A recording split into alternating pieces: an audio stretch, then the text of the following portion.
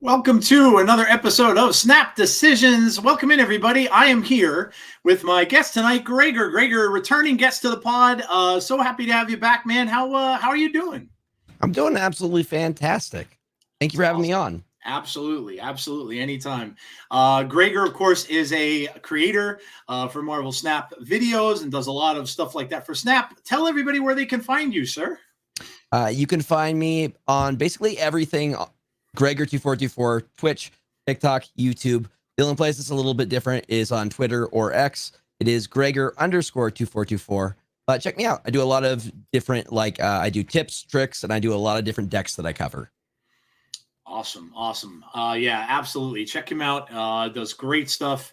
And yeah, make sure you head over there and check that out. So we are here. We're going to talk a little bit about SNAPCON because Gregor, of course, went. And I want to hear all about it. I love hearing the stories from it.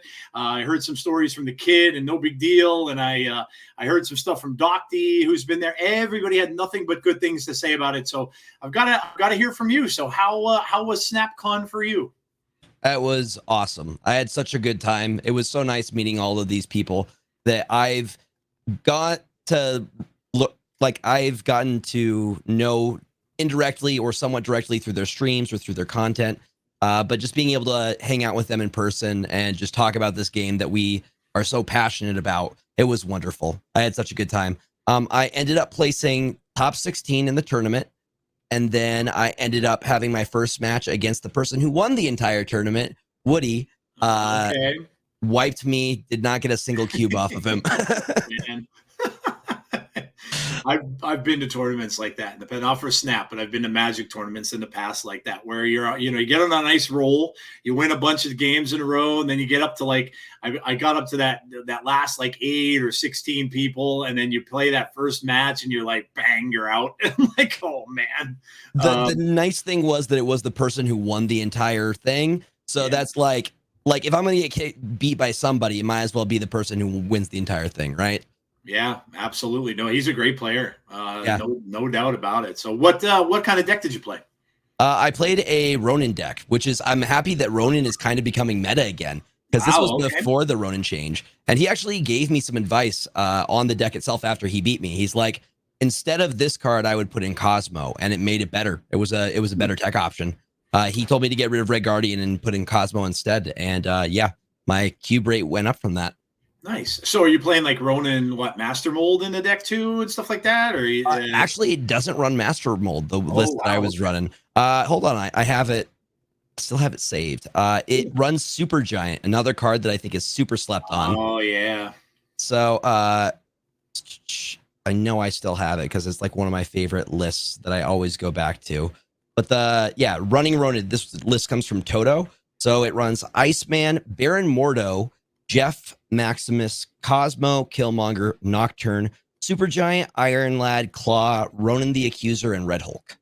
Oh wow, okay. So it's kind of I've seen decks a little bit similar to that, with this a big guys list almost. You're playing just big cards. So yeah, Ronan is definitely unexpected. You don't see him around very much. Yep. I think I remember Gunny's Big Dumb Idiots deck had him in there. And people just don't expect it. It's just not a card that anyone expects you to play. So, and as a 5 cost, he can push anywhere from 18 to 20 power pretty easily. So, yeah. The cards, you slow them down with Iceman and Baron Mordo, because if you hit the right card, they can't play until 6. So you get a little bit of hand lock in there. But yeah, not just Ronin. I'm glad to see people are playing Ronin right now with Symbiote Spider-Man 2. I think Perry covered a deck with Ronin in it. Yeah, that would make sense. Now, did you do any of the other events that were there? Did you do any of the game shows, any of that kind of stuff too? Yeah, I participated in the Snap Team League. Our team ended up winning, so I am now a captain And we are doing weekly battles. This week I'm up against Hannah's Cat Cafe. Oh, Uh, nice. yeah, so my team versus Hannah's team. That's cool. Yeah. That sounded like I said, the people who I've spoken to about the event said that everything was so much fun. They said some of them didn't even want to play in the tournament because they just kind of wanted to take it all in and Yeah. just kind of like see what was going on. And I heard that there's gatherings afterwards that everybody just kind of got to know each other and stuff like that. And I said it's just great, I think, sometimes to go to something like this that you just put names to faces. Like you've known a lot of these people, but you don't get to talk to them like face to face. It's just like you were saying, you know them from your streams or you know them from wherever. So yeah. That's awesome. And kudos obviously to Felicity for doing an amazing job with it. And I certainly hope they have it again next year. I definitely will go no matter where it is. I know that Docty was on and he was telling me that they may kind of mention that they might move it around a little bit. Like they might have it in a different location.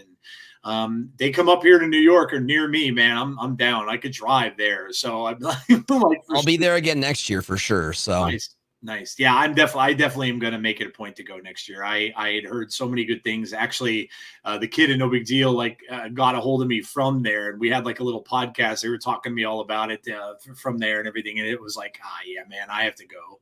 So it was very cool to get to meet them and talk. Like we're just all a bunch of nerds, and we're talking about just most random thing. Like we were having a full-on heated conversation about what Activate will do and like what cards will get Activate, and that's what we were doing. We were having drinks in a room and talking about Activate ability that's coming to Marvel Snap.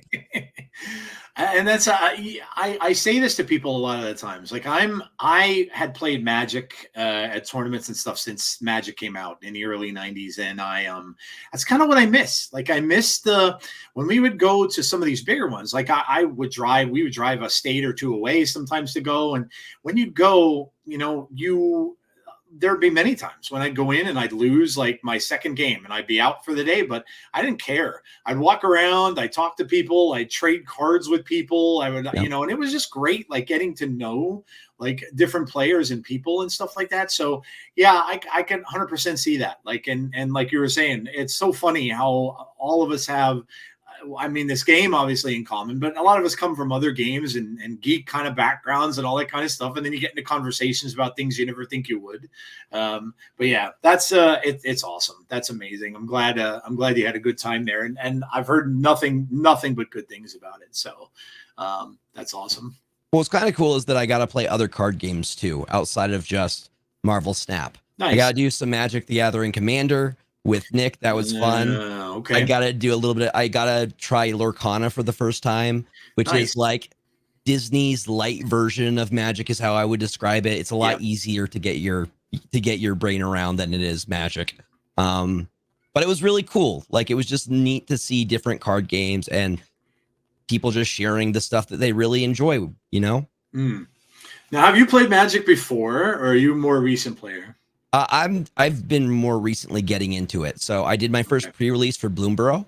Okay. And I did that in my hometown. But since then, I've actually done like a secret lair drop on TikTok, and they sent me some Planeswalkers, and I've already pre-ordered the next one that's going to be coming out. I'm getting into it. I'm liking it a lot. It's a very expensive habit. Take it from one who knows. Yeah. I wish I can. Honestly, I lament the fact that I don't have my cards anymore, because let me tell you, when we got in, so there was the original set that came out. Then there was a beta set that came out, and then it was the unlimited set. We got in right at unlimited. A buddy of mine who owned a comic book store, of course he's coming. He's like, yeah, why don't you guys try this nice new game I got that I'm selling here? So we were just all hooked, and we were buying packs of Legends. I want to say this set was for like $15 a pack at that time.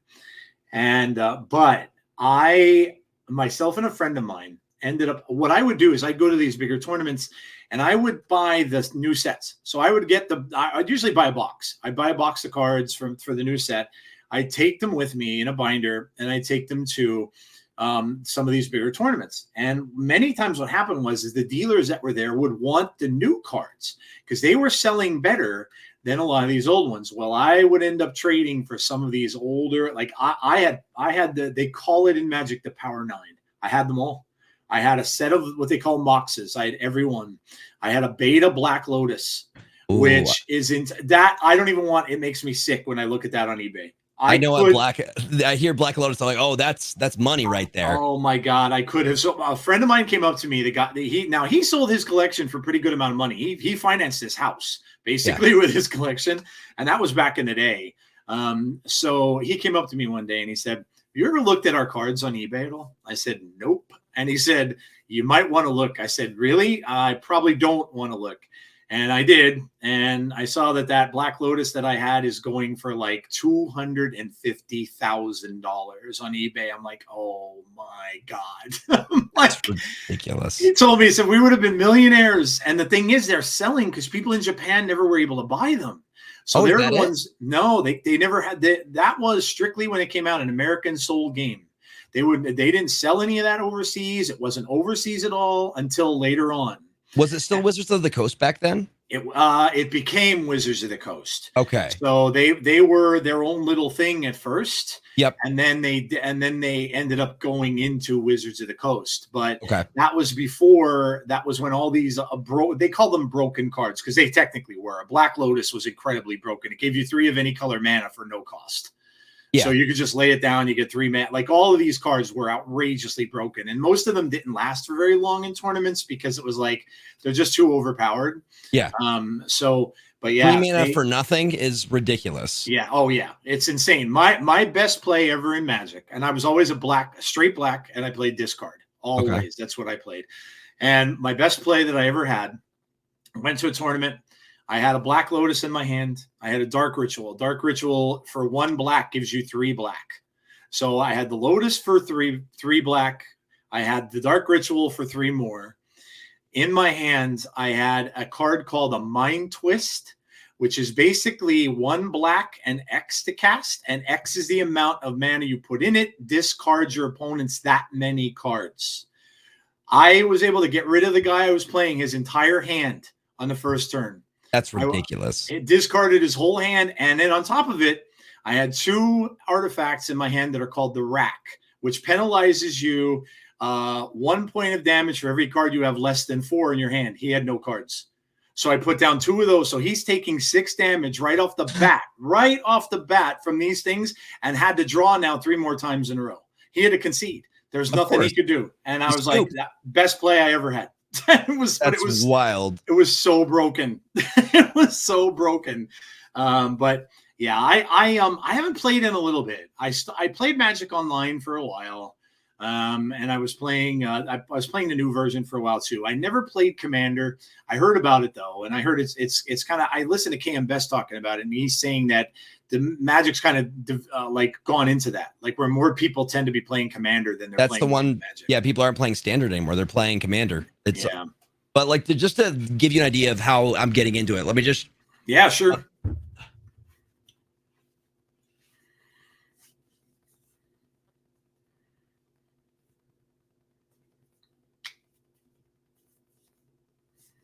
Like, this is just like offhand. I just have these to the side, you know, like I have sleeves and I have like hacks, and I've been really enjoying Arena. Like, Arena is my game that I play when I'm not doing Snap.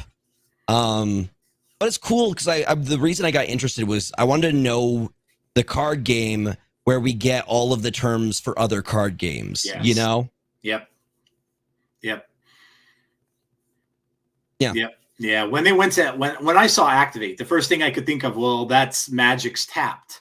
So basically, when you would tap a card, I said the same thing. It would do something. So right I'm away, like, so it has summoning sickness before I can activate, right? Yep. Yeah, it's so crazy to think that Richard Garfield, who created that game, made it in State College, I believe he lived in State College, PA. And he created that game. It's insane that he came up with that, like, all on his own, and it ended up being such a big, huge. I mean, that guy's probably a billionaire today, but it's crazy how it's evolved.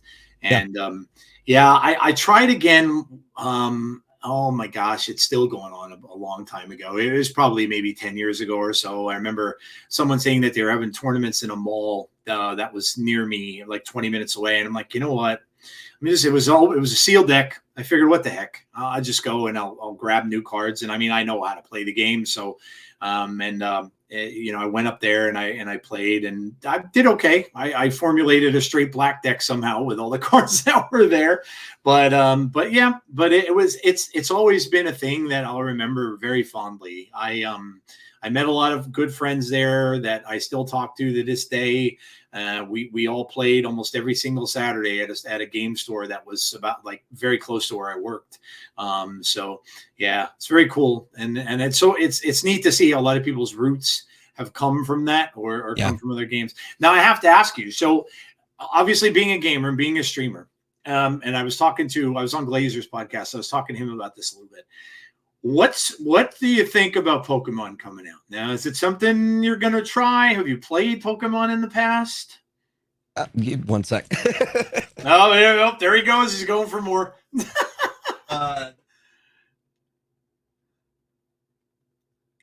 Just I don't know. Offhand, like I think yeah. I've been Pokemon was like my OG starter into trading card games. Yeah, which it is with a lot of people. Yeah.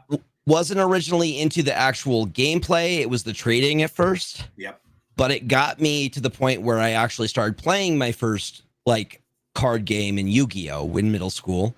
Yep. And then as I got older, I did Hearthstone and then back into Pokemon, then into Marvel Snap, and then now Magic the Gathering. So yeah. Do you think what does the mobile game look like to you? Like, see, I don't really know much about it. I know that a lot of people played it in the game store that we were in, even back in the day when Magic was around. So it's been around for a while. But what do you think about, like, I've read some reactions. Some of the people said that the trailer tended to show a lot of the pack openings. Yeah. But they were a little concerned that it was going to be more about collection than about gameplay and stuff like that. So like, what have you heard about the game? So what's unique about it is the fact that it is like it's the first one I've seen that's like a CCG that's also trading. Like you can't trade in Arena, you can't trade in Marvel Snap, but I guess you can trade in this game. So that's cool. I like the idea of that. Pokemon itself is pretty easy to play. Like the actual Pokemon game I played, they had a version before the new one that they're coming out with. It's Pokemon Pocket, right? That's the version they had before is online. It was not great. It was the matchmaking wasn't super good, but it was pretty easy to learn how to play. I would say Pokemon's one of the easiest to kind of learn the mechanics wise. I don't know. I'm excited because it's a new thing, like new content wise, people will be interested. So I'm going to try and see who that brings in, because there's always going to be cross section between these card games, like Marvel Snap, Hearthstone, Magic the Gathering, Yu-Gi-Oh! They all have people that, kind of overlap. So I don't know. I'll give it a shot. We'll see how it goes, but I can at least make some content and see if it goes anywhere. So now, that it fascinates me too, because I don't stream games, but as a streamer, you have to always have your finger on the pulse of what's hot, right? Because you want to make sure that, and obviously it's things you enjoy for sure, but it always has to be like something you got to watch and see what your audience is into, and kind of go that route. So like, games come along all the time, right? We get new games coming out from different places all the time, especially mobile games come out like they're a dime a dozen. New ones come out almost weekly. But now, do you see that like cutting into your like playing Snap, let's say, for instance? Do you see it cutting into that for you at some point because you are a fan of the game? Or do you think about it this way? Like where I kind of look at it is you have different audiences, I think. Yeah. I think there's just different people who play the games, that play both of the games and love the things for different reasons. Yeah. So here's where I'm at with it now. My goal is to hit Twitch partner, which I think hopefully will happen before the end of the year. Nice. Once that happens, I'm free to play whatever I want. So it doesn't just have to be Marvel Snap all the time. I love Marvel Snap. I love creating content for Marvel Snap. And the community is the whole reason that I've never gotten bored with it, is because the community is so wonderful and like generous and supportive. But I do want to try like maybe some MTG Arena on stream, or Yep. maybe some of this new Pokemon game on stream, and seeing where that is. I don't think it's going to take over. Like Marvel Snap has such a good foundation at this point. 2 years, it's still doing well. I would love to actually see their analytics though. Like, Mhm. like, are they getting new people? Like, are people coming? Are people going?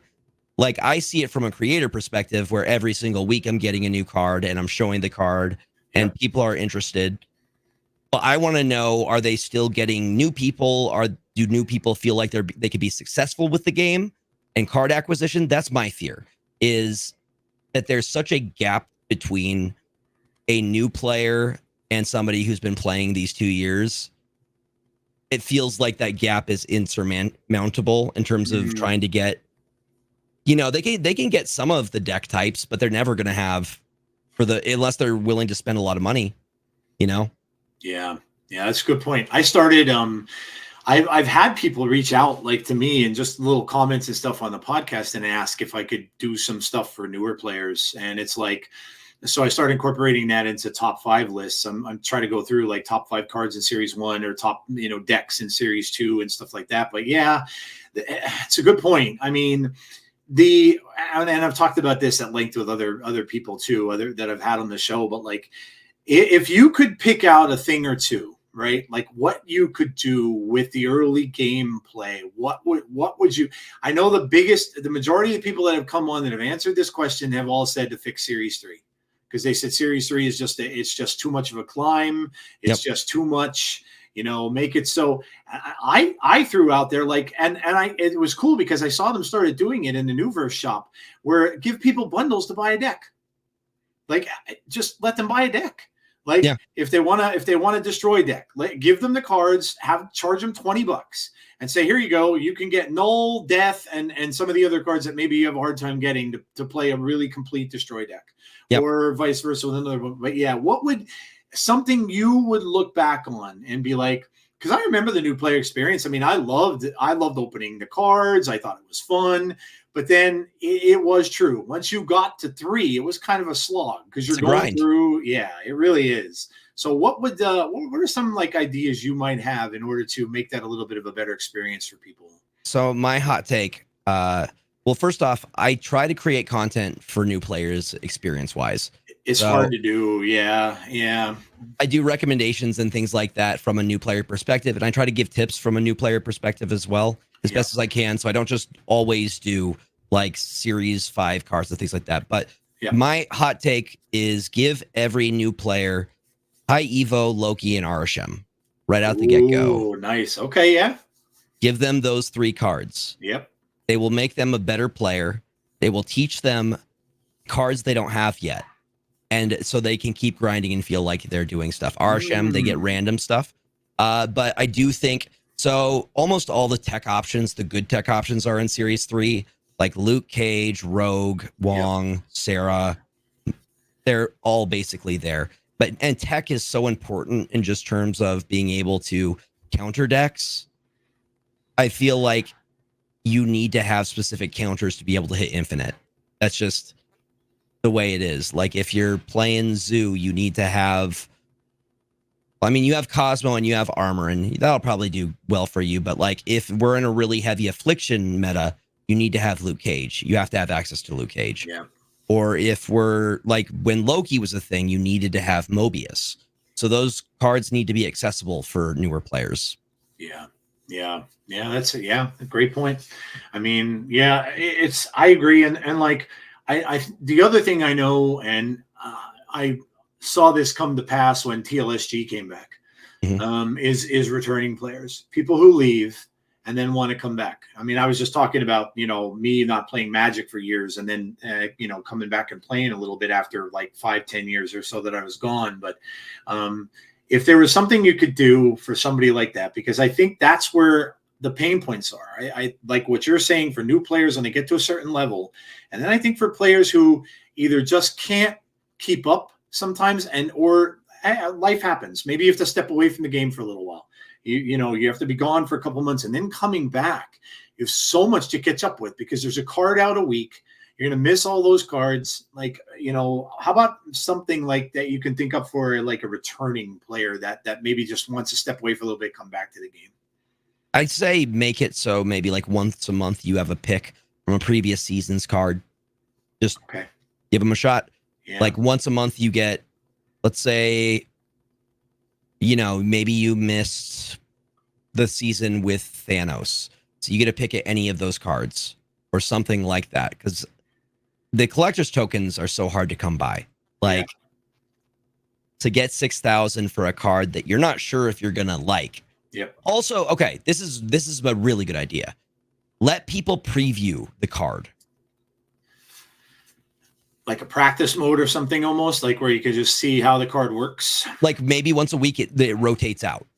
And you're allowed to draft with that one card into your deck. If you like it, you can pin it.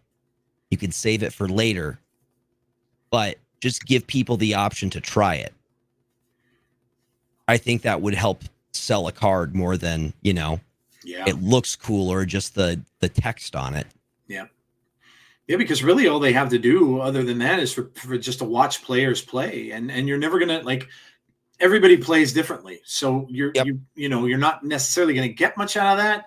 And, a lot of the streamers that you see play, I know myself, like many times I'm watching KM or I'm watching Alex play or much, and most of them are always playing in high infinite ladder. They're almost always up in infinite ladder. So in many cases for people who aren't there, you don't necessarily get the right idea because you could be looking at them playing, but they're playing a whole different style because they're playing for different stakes, different players that are up there. So, that's a good point. I mean, I know a lot of people have been saying, give people like a practice mode or a way to play with a new card or something just to see what it does. Yeah. And stuff like that. Yeah. I like the thoughts about RSM and Loki though, and I forget what was the other card you said. High Evo. High Evo. Yeah. Because all of the cards that he activates are Series 1 cards. So he just turns on, like he adds however many cards he activates. Those are new cards to that player. Yeah. Yeah, and that'd probably be easy for them to do. They would just have to move them down to a lower series probably and do it that, or just like great ideas. Yeah, absolutely great ideas. I mean, the thing is, look, we all love the game. We want to see it succeed, but there are some little pain points they have that they need to make a little bit better for players that are either new or that they don't leave and want to keep them here and stuff like that. So yeah, absolutely. All right, so I'm gonna have you talk about some decks here with me. I just threw up some decks that I've been playing, but I'm just gonna ask you about like what you played. This is just one. I got this off of Snap Judgment's channel that he had up there. But what have you thought so far about Symbiote Spider-Man and when you had him, what kind of deck were you using or playing him in? Yeah, I actually used Symbiote Spider-Man to hit Infinite this season. Nice. Okay. My problem with Symbiote Galactus is way too telegraphed. Mm-hmm. I know that when it's coming. I like Namora. Sure. I like Symbiote Namora. That's smart. Namora is a definitely slept on card, but I will always see a Galactus play before it happens, and I will play that lane so they can't get it off. Yep. Yeah. This one looks interesting. Just off the top of my head, you have some Clog synergy going on. You have a lot of stuff that will get value from that Wong, Cassandra Nova, Sage. Nico is super flexible, so is Jeff. So I'm guessing your symbiote target is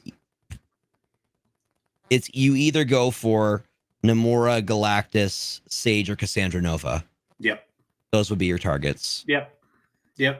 Yeah, this is one I forget. I don't want to not give credit to the person, but like I said, this was on Glazer's show.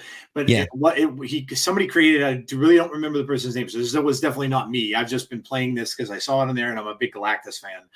But you're right. It is very. Now you could get a god thing with Galactus. You can end up.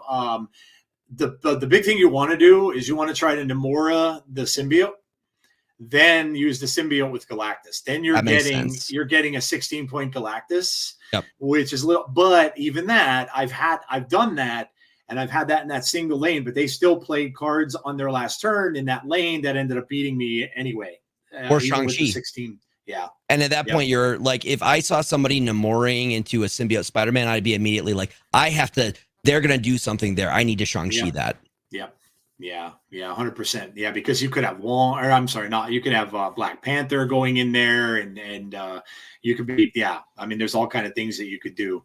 But I'm always I'm a big Galactus fan. I love the character. I do and too. So I saw Glenn Jones put a comment out. Somebody asked him again. He seems like he gets asked about Galactus every single week. And somebody put a thing out and they asked him, they're like, what about a buff for Galactus? And he said, well, we wanted to see how Symbiote Spider-Man kind of played out first. So then I put a post up and said, so there's a chance. So there is a chance maybe, huh? So we'll see. I just love the card. I've read the character since I was a young man, and I can't wait for Fantastic Four. Oh my gosh. I'm so excited to actually see the big purple dude, man, not the Cloud. So I will say that landing Galactus is probably the best feeling in all of Snap. It is. Yeah, it's just so much fun, man. I tell this story a lot. Like, I pulled him from a cache when Big Bads were first introduced. So, and they were so rare to pull. I wanted a Thanos, and then I remember opening a card, and it was him. And I remember reading it, and I'm like, well, this is stupid. Why would I want to do this? Why would I want to blow up my other lanes if I have cards? Little did I know. I'm like, and then all of a sudden somebody plays it on me about a week or so later, and they use the whole Spider-Man trick and lock me out. I'm like, oh, that's what you want to do. Spider-Man Galactus were dark times. Oh man, let me tell you, I wish I had gotten in on it earlier. I would have been an Infinite player a lot sooner than I was. Yeah. Because so, but I mean, it's an interesting deck. I win a lot more with Namora, to be honest, than I do with anything else. Having the Jeff over there, Namora the Jeff, or Namora the something else, one of the other big cards and stuff like that. I win a lot more with that than I usually do with Galactus. I like Symbiote. I think it's a fun card. It's not broken or anything like that, but I think it's a pretty good season pass card. What did you think of the card as a whole? I like him a lot. I just think people are they're not being creative with him enough. Like, they're not putting him into, like, the deck that I hit Infinite with. My targets for Symbiote Spider-Man were often either Cassandra Nova, Hazmat, or Scorpion. Okay. And I would just afflict them, so their deck would just have no points. Yep. It was a lot of fun. But I think people are getting too greedy with them. Like, they're like, oh, if I symbiote Black Panther or I symbiote this thing, I'm like, nah, just find like a fun little thing that you want to have more of. Yep. And then maybe you could do Odin on top of it. Like, he's a fun card. Like 4/6 that is basically like a Hulk, the Hulk armor. What is it called? The Hulkbuster. Hulkbuster, thank you. Yeah. Hulkbuster, but also copies their text and then redoes the text. That's pretty cool. Yeah, I think you're right. I think a lot of people automatically just fell into that big Zola combo with Black Panther. Yeah, hit him with Black Panther, Zola, you're getting 52 points a lane or whatever it is. Yeah, I think a lot of people just fell into that. And I'm still seeing that. Like today I played 2 or 3 games that people were still, the Black Panther with the symbiote. So it's like, yeah, I agree. Hopefully maybe down the road, people will think up some different things to do with it. Your Affliction deck set's interesting. I mean, a lot of people, Hazmat is making a comeback. A lot of people are playing with Hazmat lately, man. I love Hazmat. A lot of people. It's funny. I opened up, my Alliance.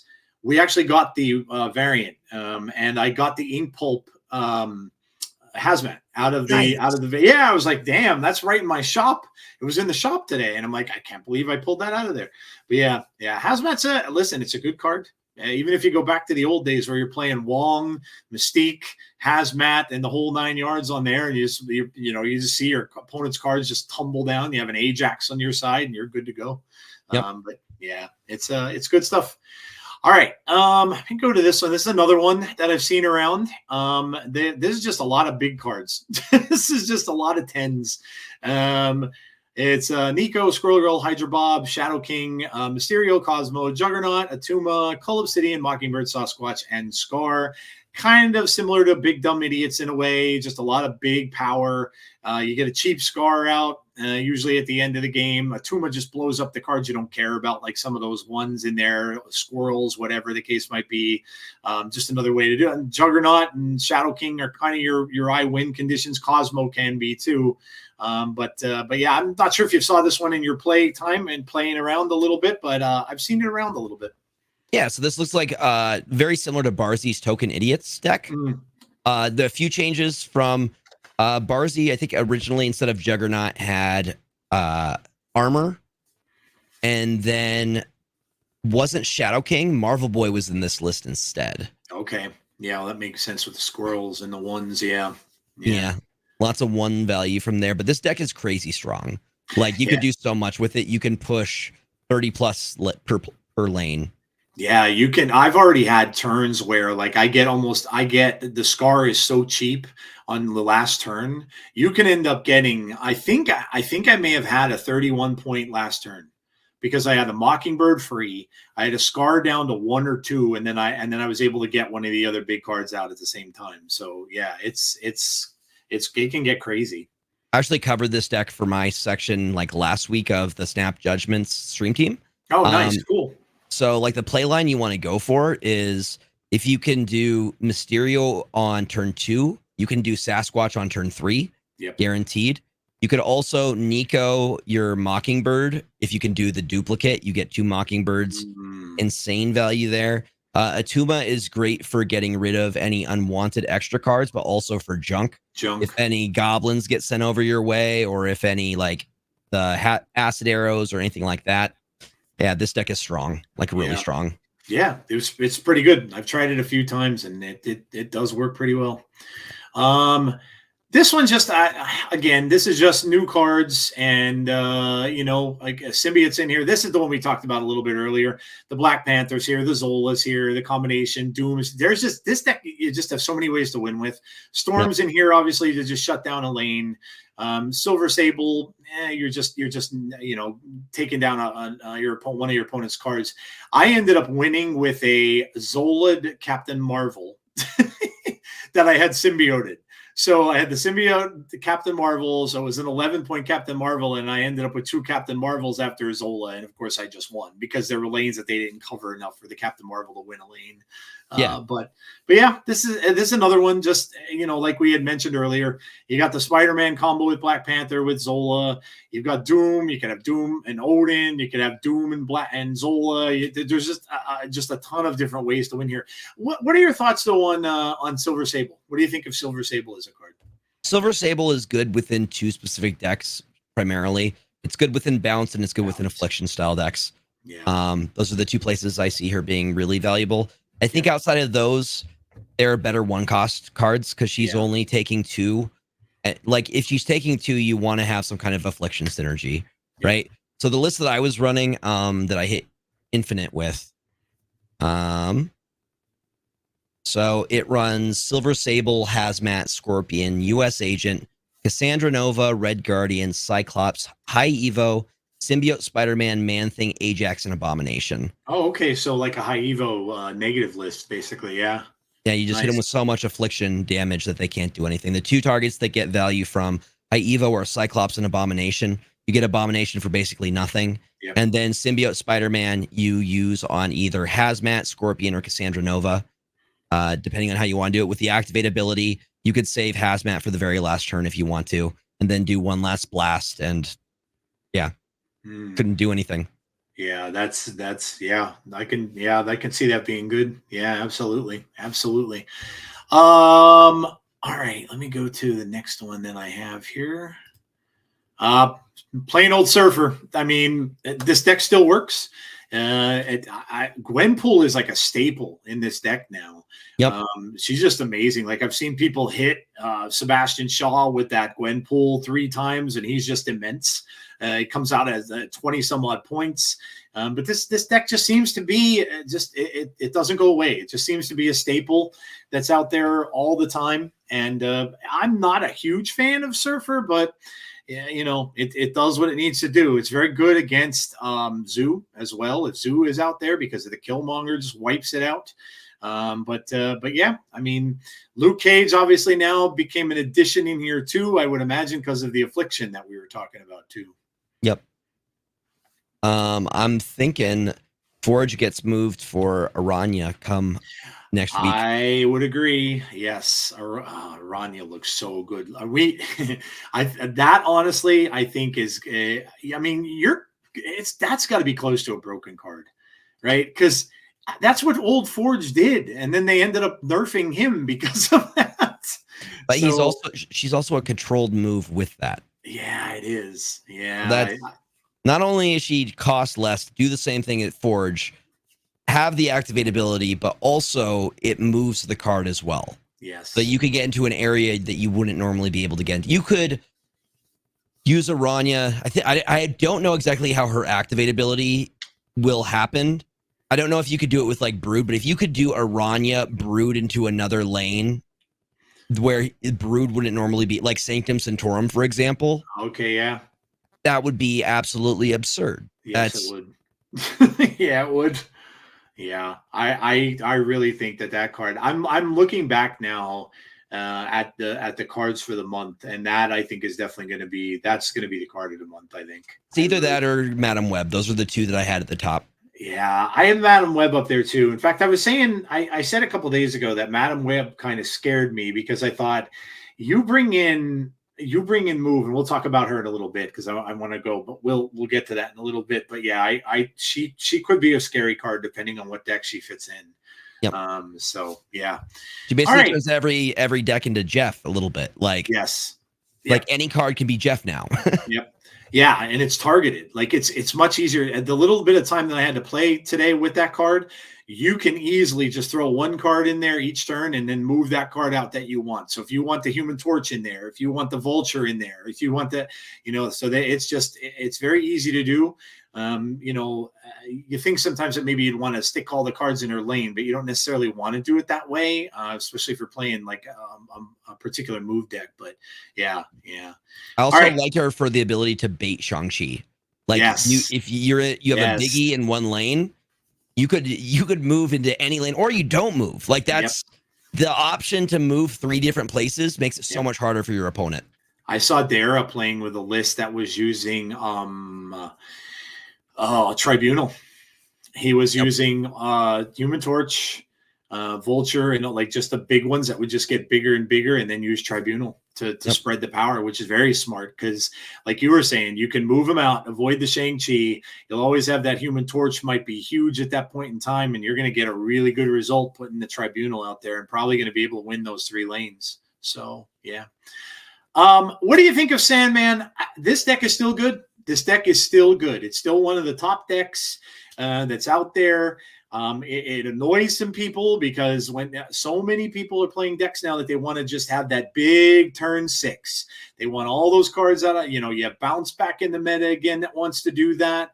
The only thing I've found with this when I've played is you get a lot of retreats the minute that Sandman comes out because they already know. They're like, nope, I'm done. I can't do what I want to do, and I'm out of here. So if you don't snap early, you're not going to win much by using this. But yeah, what are your thoughts on this? Do you think now we're getting an OTA?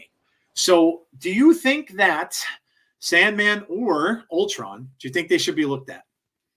Sandman, I think so. Yeah. I think Sandman I don't like Sandman personally because I like combos. I like doing combo decks. I like setting up play lines, and I like being able to do big plays. Like whatever, even in Magic the Gathering, I like combo decks. Yep. And Sandman is just like, nope, no fun for you. And that's why people retreat on that, is because it's just like, oh, okay, well, then I'm just going to leave. Yep. And there's nothing you can do about it. I mean, it's just that you're not going to, the game's over. And if they have an Ultron in their hand, they're getting all those bots down and stuff like that. And you're not going to be able to do anything. So yeah, absolutely.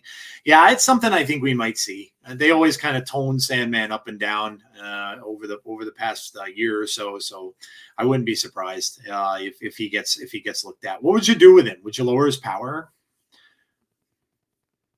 lower. I'm not sure his power is the issue. I don't think so either. Um, It's hard to figure out what to do with him, Like that's the only thing. I mean, if you move him to 6 cost, well, then that's useless. Then there's yeah, no reason to even have him. So yeah, I don't know. That's a tough one. That's you hard could to. make him so he makes cards cost more. So a rework. So basically, like reworking the card. Something, because the fact that you Yeah. like just the limitation of only one card is really what just kills it for Yeah. me. Like, unless you have Doom or Ultron after Sandman is played, you have nothing. Yeah, absolutely. Yeah, there's not really any options. Or I mean, Alioth, unless you have like priority in Alioth, because you yeah, know where the Ultron's going to go, because they always set up that little slot for yeah, it. yep, Those are the 3 options that you have when Sandman comes out. yeah, yeah. That's true, and that's all my. I mean, when you go back and look at it, like we were talking about Galactus, they kept saying, "Well, Galactus is too oppressive because there's no real way to counter it," and blah blah blah. Well, it's very similar to what Sandman is now too. Well, There's the thing is no. with Galactus, it's so telegraphed. Like, Yeah, you know when it's coming. Like, if you should know if there's somebody they're sending goblins over, that, hey, maybe I should put cards there to try to protect against the goblins. yep, Because you know when it's going to happen. Whereas with Sandman, there's no indicator that, like, it just happens on 5, and you either have something or you don't. yep, yep, yeah. That's very true. Very true. All right. I think that is the end of the decks that I have. Yes. Oh no, we have Zoo. Good. I feel so bad. I did a show like 3 weeks ago. No, it might have been a little longer than that, but I was talking about Zoo. And like every single time people mention Zoo as being something in the meta, and I'm like, it never is a meta deck. And boy, am I eating my words since then. This has just gotten better and better and better. And with Marvel Boy, holy cow, is this a good deck? I ended up taking the Cosmo out of this, and I put Kyera in because I was just getting slaughtered by Killmongers. So if you can kind of guess to put the Cosmo somewhere, thinking that, but they can avoid it and just wait until the last turn of the game, almost, or like turn 5 to play a Killmonger on you. But I'll tell you what, this deck is strong. I play this mostly for my alliance missions because that one where you fill the lanes. Yeah. But man, this deck produces big time points, which is crazy. Like, and that Marvel Boy, holy cow, you get him out on turn 3 and you've got some squirrels down and stuff like that. That thing is just moving and moving and moving. And then you get, if you get your ultimate play line here and you get Blue Marvel out, and then you can Gilgamesh on turn 6, you're just winning. So it's a crazy deck, but it works really well.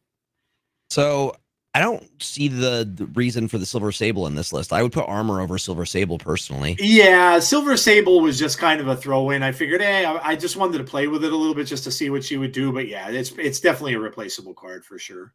Yeah. So, like, Cosmo has kind of insane value right now, just in terms of the on Symbiote, reveals that are in the. Yeah, that's true. The symbiote and all that. Yep. Yeah. Like Cosmo and Armor, Kyra is really good. But with what I'm seeing right now, I would probably just go with the Ant-Man, Squirrel Girl, Armor, Dazzler, Hawkeye, and then the rest of your list here. Yeah. Yeah, that's a good point. Yeah, I could definitely give that a shot. Sable, I was mostly just messing around with to see, but now, like you were saying, the most she's going to get you is a 1/3. Yeah. And then you're going to negative out one of their cards, but many times you don't even necessarily see that card. They may not play it, or if they do, it's usually not that big of a deal that they have that out there anyway. So, yeah. And you also get those other 1 costs from Shanna. So you have. Yeah. You have a lot of targets for Marvel Boy. Marvel Boy is insanely good. It The fact really that you're is. getting +3 power per turn. Yep. Yeah, it is really good. So many times Shauna pulls another squirrel. So many times, and I'm like, oh my god, my board's flooded. Now I have all these squirrels out there. I'm like, oh man. But That's why I always hold Shanna, and sometimes I'll hold Squirrel Girl till the end. Usually my play line is to like get Squirrel Girl out early so you get the Mockingbird for cheaper. right. But Shanna will usually be like very end play with something else. Yeah, that's a good point. Yep.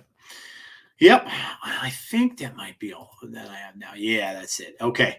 All right. I want to go and move to, let me go here and we will talk about I'm going to talk about this. Now, I know they're a little hard to see, so I apologize for that. But so this is just things we've got coming soon to the game. So this is the rest of September. Obviously, Symbiotes in October. And then the Thor season, I still think they're going to call that Thor's Giving, by the way. It's a comic thing, and I think that that's coming. Especially, I don't know if you've seen the variants, the food ones, that a lot of them are eating food. Yeah. Doom has a turkey. Death is eating Okay. tacos. So I think they're going to do something with Thor's Giving with that. But I want to Calling it go now. Calling it now. Thor's Giving's coming. Thor's Giving. I think so. I think so. But I wanna just kind of go over the rest of this month with you a little bit. Obviously, and we'll talk about Madam Web a little bit in a second. But so looking at these, like obviously next week we have Rania, we have Ms. Marvel and Sage. I mean, that's pretty good. If you're not, somebody looking at to save their keys or to buy things, like if you don't already have Sage, Ms. Marvel, not so much anymore. She doesn't get played much, but Aranya and Sage are both really, really good cards. Yep. And then we look at what do you think? So we talked a little bit about Aranya, but what do you think of Scarlet Spider? What are you thinking about him? Obviously, he's going to make a clone of himself. It's going to be a 4 or 5 card. But what are your thoughts on that card? He'll be okay. Like Yeah. he'll be okay. Yeah. Like I think what people are going to do is they're going to try to buff him up as much as possible with like hand buff. Yeah. And then you make a copy of him. My thing is somebody just plays Shang-Chi and Shadow King last turn. Yep. Yeah. Yeah. That'll do away with that real quick. Yeah. Yeah. Yeah. If they see a lot of it, I'm like, okay, so those are 2 cards you could play last turn, and it just ends that entire thing. So Yeah. I don't know. I'm sure he'll be like, he's a 4/5, right? Yep. With the activate ability. So you could do more stuff with him. Like you could do his activate. The fact that he makes a copy of himself, it does make it hard for your opponent to deal with that. Like if you were to put on 5 another really big card in another lane and then do the activate either 5 or 6. Yep. It'll be interesting. I don't think he's going to be the best card this season, but I think he'll be okay. Yeah. Yeah, I agree. I want to get your thoughts on this. So you can see up here, like we have Uncle Ben and we have Tombstone are both listed up there. Yep. The next month, now, of course, I've made these too damn small, but there is Agony and Lasher, and then there's Gore and King Eitri. So what do you think is going to come of what they're calling snap packs? Because a lot of people, and myself included, are assuming that these cards, Uncle Ben, I mean, this card has been data mined forever, and people kind of thought it was a meme. Yeah. But it basically, when he's destroyed, Spider-Man comes into play. Now I thought, well, that's kind of weird, but yeah, I mean, I don't know. It could be okay. Spider-Man comes out, pulls a card out of that lane for you from your opponent. But I think I honestly think that all these are going to be in the snap packs, whatever they may be. I think they're all going to be in there because I think they have effects that aren't game breaking effects or like something that's going to be necessarily very, very good. And I think they're just going to be ways to just get people more cards. But what did you think when you heard of Snap? Obviously, playing Magic and stuff for as long as I have, I'm like, ooh, are they bringing packs to the game? That'd be kind of cool. But yeah, what do you think about these cards and about what these Snap packs might be? I'm interested, but also it worries me a little bit because the original thing was like the selling point of Snap was you can't just get all the cards at once, but at the same time, like they have to remarket it if that's the case of how the thing works and what is it, like how are they going to do snap packs? Is it like what does it guarantee me getting the snap pack? What am I paying for the snap pack as well? I have more questions than anything else about snap packs, but I like both of the cards. I think Uncle Ben's going to be really good within like Destroy. The fact that you get a 3/5, he's a 1, right? He's a 1/2, I think. Yeah. You're getting a 3/5 for a 1. That's really good value. Yep. And also a move. You move your opponent's card as well. Yep. I was surprised to see Gore included in there. I thought Gore was a season pass card, but they must have switched it to Surtur. But Gore was Gore's ability initially, data mine. Oh man, he basically murdered all the 6 cost cards on the board. Now he's in -3. He's going to be really good in negative, though. That's where I see him fitting in. He's going to be a great card in a negative deck because he's ongoing and he gets a point of power for every on reveal that's on the board. So yeah, that's going to be a really interesting negative deck. What seasons? So what are you looking forward to the most? Obviously once we get past this, it's month by month, but are you looking forward to the symbiotes? Are you looking forward to Thor season? Like what are some like either seasons or what cards are you looking for that are coming out that are you looking towards that are coming out that kind of excite you the most? Symbiote season and Toxin. Okay. Those are. Oh yeah, for bounce. Yep. Yeah, that card's going to be disgusting. I think that's why they changed Beast, is because you would be able to they would just bounce each other, right? Yep. Yeah. What do you think? I meant to ask other people about this too, but they made that comment about how they had to nerf Taskmaster. What card do you think that they did that for that's coming up? I'm guessing it was either because of Aranya or Madam Web. Okay. Because actually, no, you would only be able to use, well, one's a move, one is an activate and move. Yeah. With +2.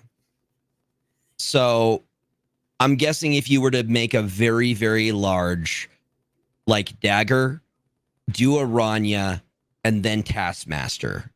And my guess is that you would have been doing bouncing the dagger around with Hercules and with also Madam Web. Okay. Yeah. So I've already seen, or a Human Torch. It could also be a Human Torch thing, or Vulture. But I think it has to do with move. I'm pretty sure move was the one thing that got him that. The Taskmaster change. Yeah. Yeah. Yeah, it looks like, looks like we're in for some fun here. I don't know if they're going to bring the diner back at any point in the next couple of months. Oh, yeah. I may as well ask you because it's been a while since I talked to you. What did you think of the diner? I had fun with it. I did. It was a good little fun game, and brought the best and worst of the community out. It seemed like. It did. Yes, it did. Were you surprised when you saw the numbers, right? Like the final numbers and stuff like that? Yeah. Were you surprised at how few people technically actually got the Cassandra card? A little bit, yeah. Yeah, me too. Yeah, I had thought that there would have been more people that would have gotten it, but yeah, I have talked to a lot of people though, and people that are in my little community, in my little neck of the woods, that said that they had to buy it afterwards. They didn't end up getting it. So yeah, I think it wasn't long enough. I think like so the timing for it was bad. They did it the same time, the same week that Deadpool and Wolverine was happening. They did it the same time that Marvel Rivals closed beta was happening. They did it like all at the same time, and it was only 2 weeks long. I think it was just not handled. Like they could have extended it. Yeah, man. Hopefully they learn for the next time, learn their lessons a little bit for the next one. I know I kind of lucked out because I happened to be watching Guest's stream. It's Guest Gaming stream. And he had mentioned that he did a video, an instructional video for it. So I kind of just waited until they were able to play that. And then I watched it and I was like, okay. And I was able to go in after I watched it, thankfully. But I could see where, people just went into it headlong, that it wouldn't be, it was kind of difficult to try to figure that out. If you weren't watching somebody else do it, automatically you think, okay, I gain a level, I move to the next table, and I just keep doing that. Move to the next table, move to the next table, and then you're betting everything. And the next thing you know, you're out of bumps because you lose. So yeah, I could see where they might have had some pain points with that. Hopefully the next time, they'll get the pain points that they had straightened out. I know that they fixed a couple little things that they did right off the bat. So yeah, so that's just some of the stuff that's coming up. And now we are going to want to chat with you a little bit about the new card. So we're going to go to Madam Web. Of course, out today, she's a 2/1 ongoing. You can move one of your cards away from here each turn. You got a chance to play with her a little bit. I've only been able to play a few games with her so far. So What do you think of this card? I think I initially had this ranked as my second best card of the month, below Aranya. So what have you seen from it so far? I think she's really strong. I haven't tried her outside of move, but I've tried her in 2 lists that I've brewed up. I had planned. They both did pretty decently. The thing is that she's ongoing, so I just found that you can use her. You can get her for 1 if you use her with Ravonna Renslayer. You can also use Mystique afterwards to get 2 Madam Webs that are able to both move every single turn. Which, in combination with Hercules, it's a pinball machine. It is wacky. Yep. She's fun. I've been having a good time with her. Now you including Craven in there too? No Craven in the list. So the one that I made, Web Slayer. I'm still working on it. So some of these are subject to change, but it runs Ghost Spider, Human Torch, Iron Fist, Dagger, Madam Web, Ravonna Renslayer, Falcon, Hawkeye, Kate Bishop, Mystique, Hercules, Beast, and Iron Man. Okay. Yeah, I got to see some of the creators playing. I told you before, I got to see Dara, watching him play a little bit, and I got to play a little. But the decks that I was playing had 2099 was in them. Craven was in it. And the Dagger, of course, was in there too. But I think even one of them, I let the deck maker make me a deck. That one was bad because it had Doctor Strange in there, which just doesn't fit. Yeah. So, but yeah, I agree. I think that now. So I guess my question is this. First of all, I was never a big move player. I'm not a huge fan of the genre. But do you think that this is the card that move players have been waiting to get? Like that? Do you think this is the card for them? And maybe even say this and Aranya are the 2 cards that can make those decks into legit meta contender decks? Yes. Okay. I think so. I think Aranya's going to be way more flexible though in terms of Madam Web. Madam Web is going to be like Aranya's going to be like one that you can throw into kind of any list. Yep.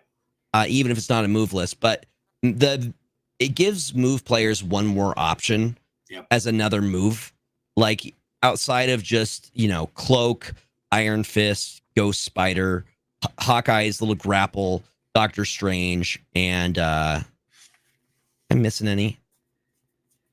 Heimdall. Like there's only so many cards that do moving, but to have a space that is able to do a controlled move every time, that's really, really strong. Yeah, it is. Yeah, I've seen that so far. Just playing her the little bit that I did. I mean, especially those big. Now, would you play her? I'm not a big player of this deck type, but would you play her in a Phoenix Force deck? Yeah, absolutely. Multiple man, like that's really good value. That's one more move that you could do. Yeah. I know there are a lot of people that are looking forward to that playing Phoenix Force that's just a pretty static list. I mean, you have multiple man in there, you have Human Torch in there, you have Venom and Carnage and stuff like that, obviously to eat the power and things like that. So yeah, no, I would think so too. Let's see here. That's of course the how many keys did it take you? Me too. Oh. What a bummer, man. It seems to like go up and down for me. Like last week, I literally got the card on 1. I 1 keyed the card last week. I got Silver Sable on 1 card, one key, and this week right back to 4. I'm like, nope. You can't have that kind of luck 2 weeks in a row. Luckily, I had 9 going in, so it wasn't that bad. And the variants are pretty good. The Goliath's cool, although it does look a lot like the album one. It looks very similar, except the blown up face. Like they made the picture of the face up close. But I wasn't sad to get that. And then what was the other one? I forgot already. Silk. Man. Silk, yeah. Sadly, I got Silk. Silk is not being played at all anymore. So, would you? So, well, there's a good question for you. Do you think that could this card also be played in like a little movers deck? Like if you're going to go Silk, if you're going to like almost like a silky smooth deck, do you think it would work in that? Yeah, Okay. I think so. Yeah, people were already talking about Silky Smooth with Madam Web, so I think it's definitely an option. There's just so many like sub move categories. Yeah. Like there's traditional move, there's like where you want to move your opponent using like Kingpin, which is what I'm excited for Scream. That's when I believe Scream is the one where she moves your opponent's cards. Yes. Yeah. So I think she's going to work in a lot of different types of decks. Yeah. Yeah. What decks outside of, because I heard you mention that earlier. What decks outside of a move deck in general would you have like at the top of your head that you might use her in? Outside of move? Yeah. Like if you just had something that you just put in there that you might be able to just move things to. Lockdown. Okay. Yeah. Control. Okay.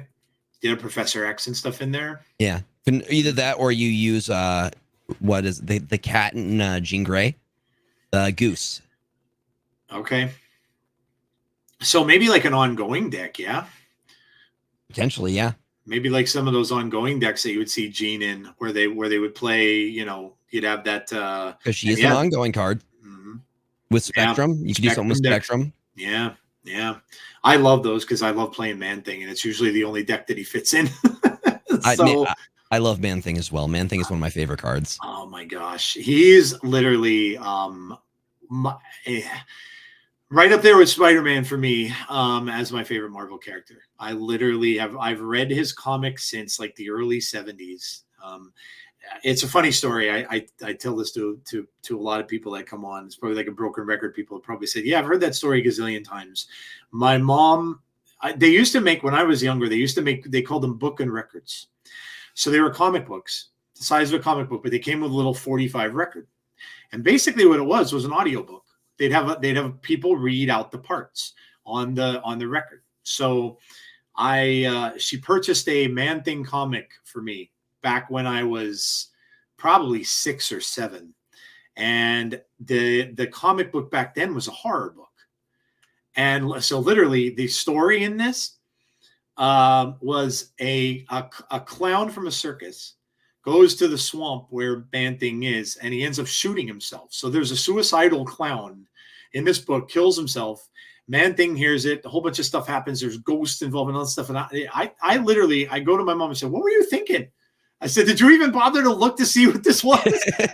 I said, you're showing me this book. I said, now you wonder why I'm a horror fan when I'm a lot older. I'm like, you introduced me, but I love the character. I was did you watch the Werewolf by Night special? Yeah. Yeah. Marvel one. Oh, yeah. Gosh, I was so happy that I finally got a good version of that character in a Marvel thing. Oh man, after languishing in I watched that god awful Sci-Fi Channel one that they didn't even show him. And I was like, man, I was just thrilled that he was in there. And just to see him up on the screen was amazing. So, yeah, I'm a big fan of that character. Oh, man. But, all right. So, Madam Web it looks like it's going to be one of the better cards of the month. And she's kind of a cool history in comics and stuff, too. She was, I had to go back and research it. It goes all the way back. She was in a book in 1980. Was the first time she was in a Spider-Man book back in 1980 and introduced. Did you see the god awful movie? It was pretty bad.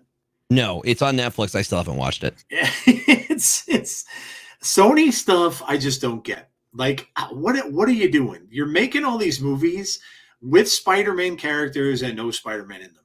Like, and they're just, none of them are good. None of them are good. Like, I'm not gonna say it was horrible. It wasn't the worst Sony movie I've watched. But like that, just none. And now they're coming out with Craven, and he's another one. Now I like that character, but some people are saying now that the reason they're doing that is because they want to use the characters up so Marvel can't. Because apparently there's some kind of thing that goes on between the two of them, where if they use a villain in their movies, now all of a sudden Marvel can't use that villain. Really? Yeah. Yeah, that's what I heard. I don't know how true it is, but I've heard it on a few different channels that are pretty reputable. That's so weird. It is. It really petty too. Like, yeah, I agree. It really does. Like I don't know if you saw like years back when Sony was still doing the Andrew Garfield stuff and the Spider-Man from way back in the day before Marvel even had it. They put out a schedule. It was laughable. They had a movie coming out. Literally, this was on their schedule as a movie to be released. It was called Aunt May, Agent of Shield. I kid you not. And I had the same reaction you just did. I looked at that and I'm like, are you serious right now? Like, what are you thinking? Like, you're going to go that route? Like, with it? Like, oh, I'm just my God. imagining Aunt May Yeah, right? coming in and being like, Mr. Fury. I thought the same thing. I'm like, what are they thinking? And it was like a big joke. Like, everybody was laughing about it. Like, they were going to do another one. In fact, the Silver Sable came out. They were going to do a movie called Silver and Black, and it was going to be Silver Sable and Black Cat. Now, like, I don't know what they were going to do with that either. Like, they just had so many bad ideas for all this stuff. I'm very glad that Marvel ended up partnering with them finally, because I don't know what their stuff would have looked like had they not done that. It's just, yeah, it's crazy. Did you see Morbius? Yes, I did. What'd you think of that mess? I watched it on an airplane, and it was a movie. It was. That's again, it pains me because I'm like, now, if Marvel was able to do these, Morbius is an amazing villain. He always was so cool in the comics. He's an amazing villain. And sometimes he would help Spider-Man because he wasn't all that bad. And then sometimes he would fight him if he had that bloodlust thing going on. He was such a cool character. And now I'm pissed about Kraven, because Kraven's another one. He's such an amazing character. And you don't have a Spider-Man in these movies. It's just not right. It's just not the same thing. Like, I don't know. It's crazy. It's absolutely crazy. Are you playing in Snap Judgments League? Yep. Nice. I had first match this week and I won. Oh, nice. Very cool. I have my first one tomorrow. So have you been in it all the time that it's been going on? Yep. Nice. How did you do? Have you ever gone, like, have you got up really high?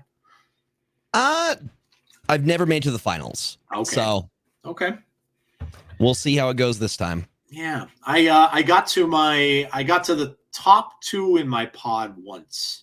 Okay. And that was as far as I went. I beat JJ Rolk. And then I got to, I can't remember the person who beat me, but he's a pretty good player. But yeah, so I think it's fun. I mean, do you enjoy playing in the tournaments and stuff like that? I have a fun time, man. I've met so many people just playing games against them. And again, it's a situation where I just get to conversate with people after the match is over and stuff like that. So I love it. I think it's great. Yeah, and they're easy to do. Like, you just schedule them. It's only a single match. It's not like best of 3 or anything. Yep. So yeah, and you're also supporting Glazer and Snap Judgments, like with the Patreon and everything. So why not? Yeah, 100%. Who are some of the people who do like similar things to what you do? Now, I know you've got a busy schedule and stuff with what you do, but if you sit down and you watch some of the other content creators, who are some of the people you like enjoy watching? Snap Judgments is always a good one. Yep. Cozy, always a fun time watching. Yep. I'll watch Guest, Doc D. KM Best is always great. Yep. I know I'm missing people. Dexter. I love Regis and Binks. Regis, Binks. Yeah. Yeah. There's just a lot of just really talented creators in the space who are passionate about it. You know, and it's always interesting to hear different perspectives. Yeah. Yeah. Binks I end up watching because he's on a lot late nights. And I stay up late. So he usually does late night streams because he's Central Time, and he'll go until sometimes 1, 2 in the morning. And I'm usually up late a lot of the times doing that. So what is now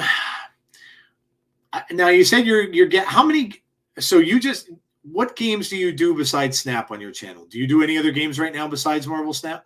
Not really, no. That's what we've been focused on. I used to be a variety streamer, but Marvel Snap has been the content for a bit. Like, I'll every once in a while I'll switch it up or do like sometimes we do charity incentives, and I'll do like as an incentive I'll play a specific game. Yeah. But I think I'm mainly sticking to card games, strategy card games, because that's really what I love doing. Yeah. Yeah. Yeah. How did you get into streaming? When did you start? 2016, and I did it as a way to raise money for my local children's hospital. Oh, nice. That's awesome.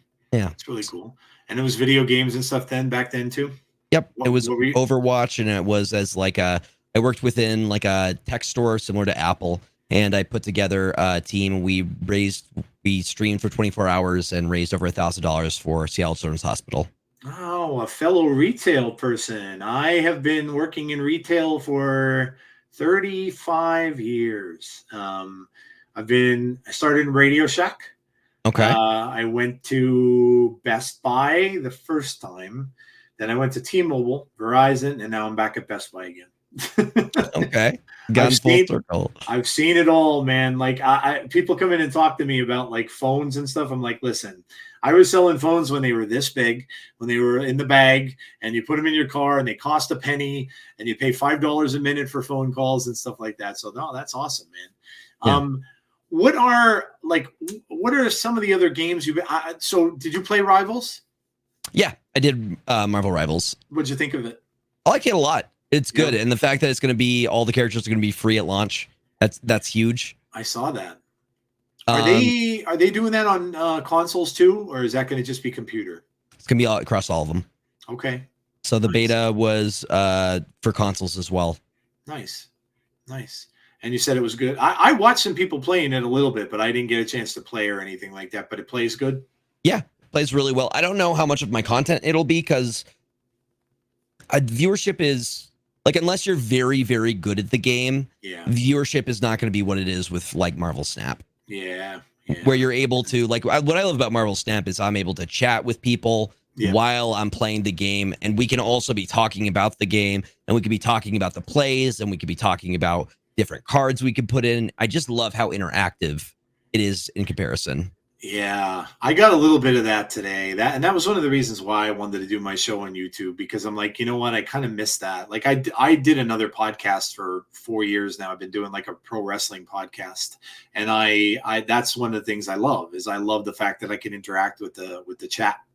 And so yeah, that's a great thing, man. And so I mean, what are some, like, is there some things down the road that you could think of? Like, well, let me ask you this first.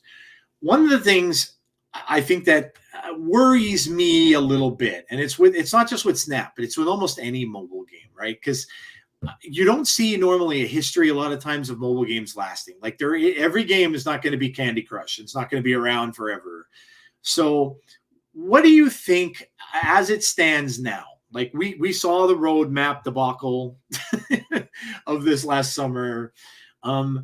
What do you want to see in this game coming? Like, I know a lot of people want that draft mode. They want to see that. Like, what are some of the things that you think that Snap needs to do in order to have that kind of longevity, stick around for a longer amount of time, not just kind of be one of those games where it's around for like maybe 4 or 5 years, and it starts to sink and people just don't play it as much and stuff like that anymore. So what are some of the things you would love to see like brought to this game, like for the future? It'd be cool if you could do like 2v2s. Like, I think yeah, that would be really, really cool. But obviously a draft mode would be awesome. More features. I think they're missing out on an opportunity in the fact that these cards have lore and none of the cards explore that at all. Like, I would love it if I could just flip over Symbiote Spider-Man, see when he first appeared, give me a little bit of the backstory. That's an interesting thing. Card backs. Yeah. Like, there's history to this. There's Marvel. Like, there's people who just want the cards, right? They just want the card game. Couldn't agree more. I mean, people don't like. There you go. Dude, I mean, give me all the I love the lore and all of that stuff. Let me know who the creator was. Tell me, like, was this Jack Kirby's character who made this? Like, Dennis O'Neil was this is my era of Spider-Man. This is when I loved reading Spider-Man. This was like the late 70s to mid 80s or so that they did this. But she's relatively like newer for a Spider-Man villain, for a Spider-Man character. She came out in 1980, so not super old. but this was the time I enjoyed reading books. I was probably maybe 10, 11 or so when this came out. I was 11 when this book came out. I still have it, actually. I'm hoping they make this into one of the. I love the card variants, the comic book cover variants. Same. I love them. But that's a great point. I love that you bring that up. I try to bring that to my show as much as I can, because there's a reason why I play. I play because I love all these characters, and I have since the beginning, even before the films and stuff came out. But yeah, a lot of people just didn't know where she came from, who she was. But like this is her literally the first time Spider-Man sees her right there. And she's hooked up to it's all these machines that are basically keeping her alive. Yes. And she's sitting on this big, I don't even know what that thing is, but she looks like a spider because there's just a big bottom underneath her. Yeah. But yeah, and she was just a side character. Like she was never, in fact, this book in particular, there were no major villains in it. It was a hostile takeover of a newspaper that Peter was trying to work for that she ended up getting involved in because of it. So it's just a silly little story, and there's the movie and stuff there. And then of course she turned into what she is now. This is Julia Carpenter, who was Spider-Woman, who is now the new Madam Web, because the old version died in the books. Okay. So Julia kind of took it over. That's where it went after that. And then she was also in the animated series, which I remember the animated series. This was really cool because people don't really realize that Stan Lee's wife played her. I didn't know that. Yes, that is Stan Lee's wife's voice that voiced her character, which was kind of neat. So yeah, but I agree with you. I love all of this. And I could talk about comic book lore for days and days and days. And if I can get people to go back and look at these books and read these books a little bit, I've done my job. Because yeah, I think it's fantastic and fascinating where some of these things come from. And you're right, the history, the lore of all this stuff, the fact that they're doing those comic book variants, I think is amazing. And this brings me back like right to my childhood, because this is some of the stuff I grew up with. So yeah. Yep, that's awesome. How do you think they can do a draft? How do you think they can pull that off? Like if you could go about it a certain way, like how do you think they can do it? I mean, you just include specific sets, like you would give people. It depends on how many people are in the draft. So the way that it works within, like, if we're doing like a draft with a Magic the Gathering, it's with packs, right? Yeah. I guess it would just be first grabs at specific cards within a list, and it just passes, right? Yep. And then you choose which ones you want, and see, that's the hard thing. Like, I'm not a game developer, so to ask me how you go about doing it, I mean, have you drafted in Magic? Yeah. Yeah, so probably something like that, right? I mean, that's the only thing I can really think of too, being honest. Yeah. Like you just take one card, it goes around again. You take another card, it goes around again, and you just make a deck out of what you picked. Yeah. Yep. Yeah. I would think that would work okay. I would think they would they'd be able to pull that off. I think with Snap. I think. Do you think there's enough cards in this? Because like Magic just has. Oh my God, their sets are huge, right? When they come out with a new set, they're like 200-300 cards. Some of the sets. Do you think there's enough cards that Snap has to do it? Do you? Yeah. We have over 200 plus cards at this point. We are like at, I want to say, like. Now I'm gonna look it up to make sure. I don't know either. I have no clue. Yeah. No, I hope so. I hope that comes. I would like to see that be like the next evolution of the game. I think somewhere down the road, I think something different to give everybody something else to play. So yeah, for sure. Absolutely. Awesome, man.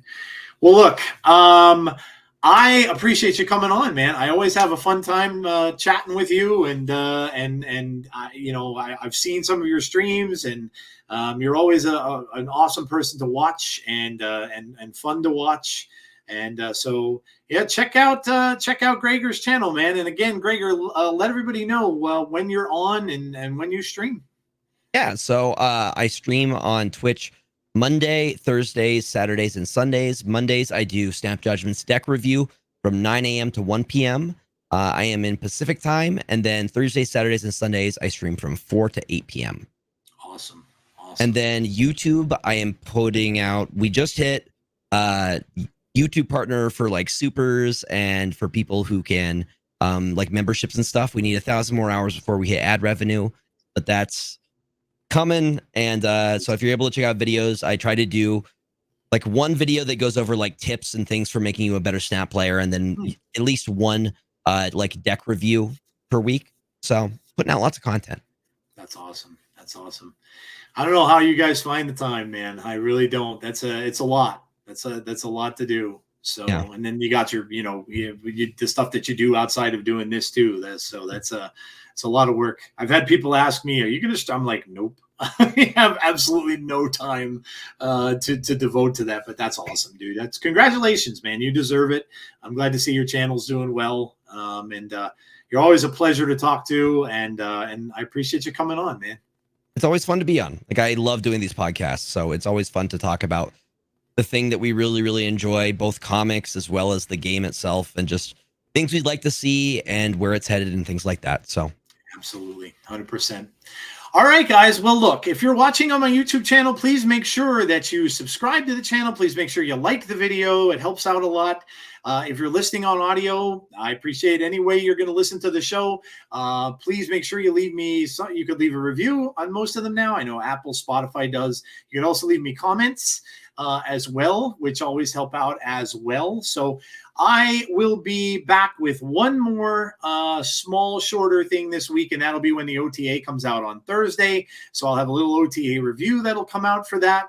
So stay tuned for that. If you have not done so, check out the pod from earlier today as well. That is the first live episode that I've done for the weekly pod. So please go and check that out. That is on the YouTube channel also. If you want to see all the cool stuff and the cool visuals and stuff like that, check it out there. And if not, if you're listening on audio, that's perfectly fine too. That's where I listen to my pods as well, as in the car on my drive to work every day. So thank you all for coming out and checking out the show. I appreciate all of you.